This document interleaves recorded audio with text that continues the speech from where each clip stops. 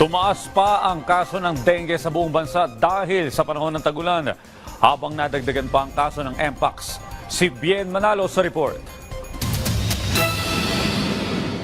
Kinumpirma ng Department of Health na may 18 Mpox cases na silang naitala sa Pilipinas simula noong nakaraang buwan. Sa bilang na ito, 5 na ang gumaling habang 13 ang naka-isolate pa rin. 11 ang nagmula sa National Capital Region, 6 ang nagmula sa Calabarzon at 1 naman sa Cagayan Valley. Nilinaw ni Secretary Herbosa na wala pang aprobadong bakuna ang Food and Drug Administration o FDA laban sa Mpox. Tuloy ang ating testing, tuloy ang pagpaalam sa mga tao how you get this.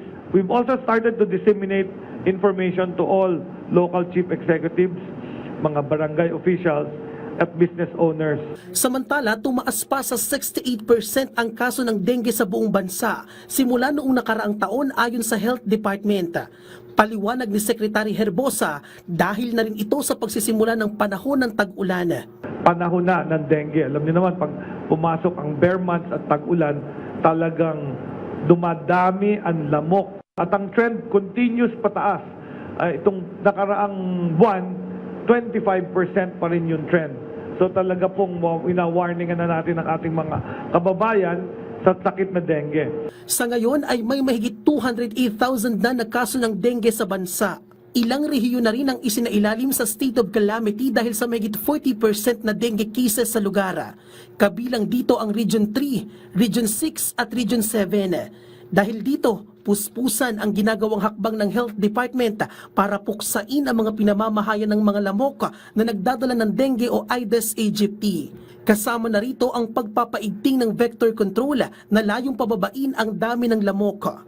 Kami po ay nagdi-distribute sa mga regional offices namin ng larvicide at adulticide. Ito yung mga para mabawasan yung numero ng lamok. Importante ding hanapin yung mga pinagpupugaran ng lamok, kagaya ng mga lumang gulong, timba, yung mga alulod ng bahay.